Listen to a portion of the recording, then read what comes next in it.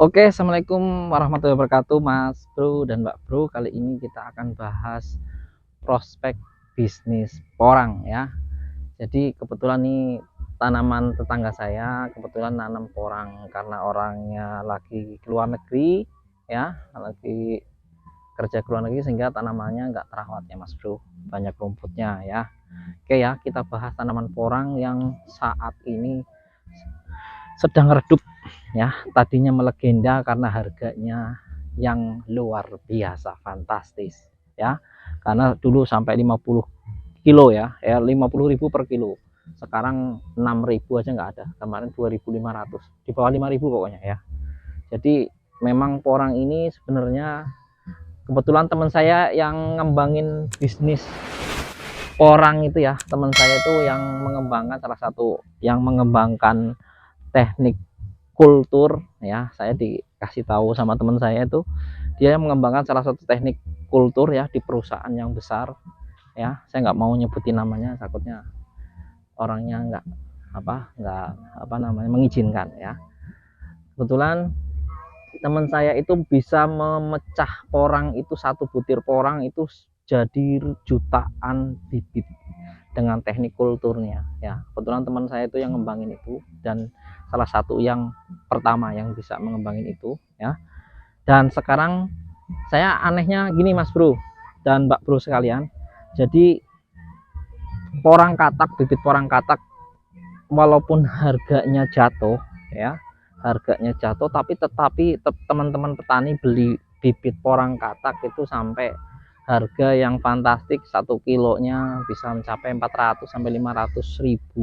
Padahal porang ini harganya sekarang lagi hancur-hancurnya 5.000 sampai 1.000.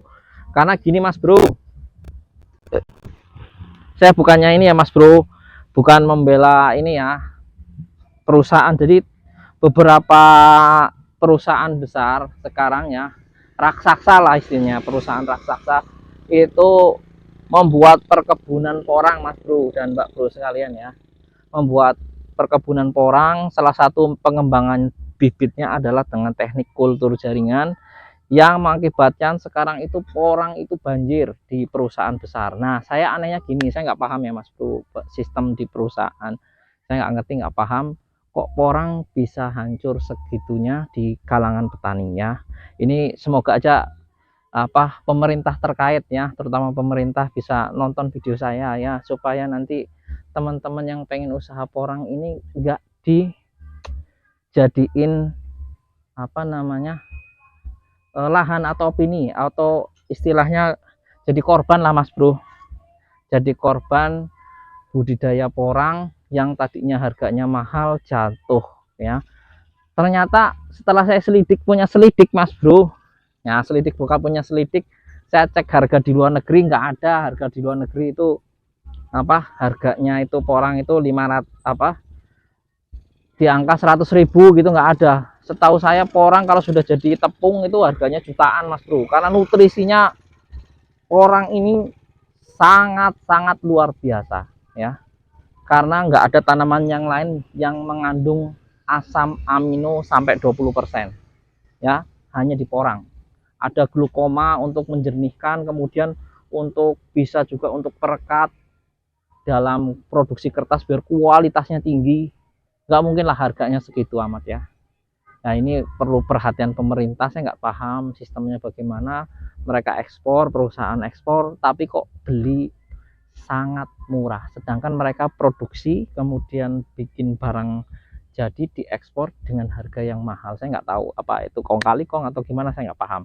Karena di di usaha kayak perkebunan ini Mas Bro, itu banyak mafia Mas Bro, sawit juga banyak mafia Mas Bro.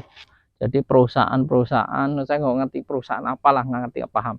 Jadi banyak mafia yang memang dia dengan sengaja istilahnya rembukan gotong royong, yuk beli, kita sama-sama nggak beli nih, nggak beli barang ini ya. Ini sangat ya, saya nggak ngerti lah cukong atau gimana, saya nggak paham, karena memang nggak ada standarisasinya, standarisasi harga. Harusnya memang harus ada standarisasi harga sehingga harga itu nggak gampang anjlok, gampang turun karena memang ada standarisasinya.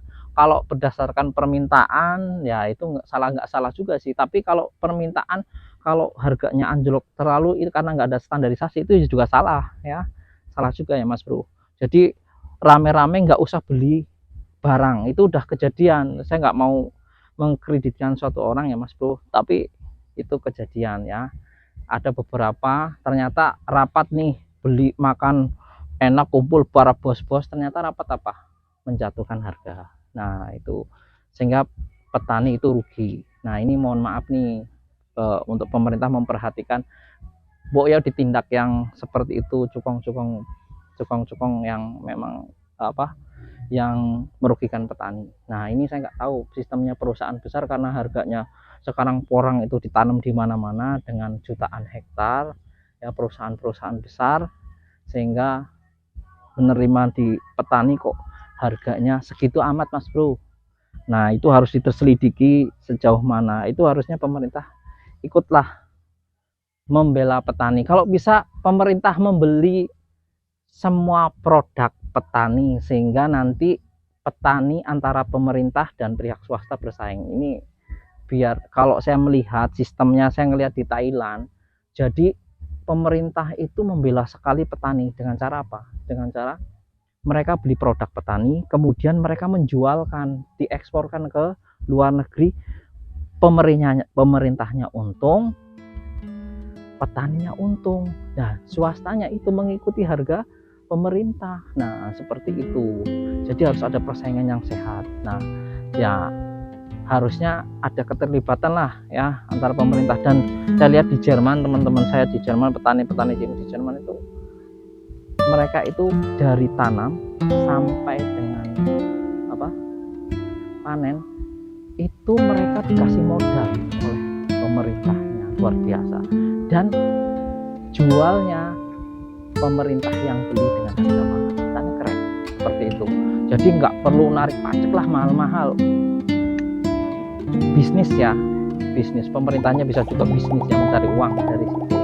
Orang ini sebenarnya untuk bahan cat, bahan segala macam buat makanan, nutrisi, ini kandungannya luar biasa ya.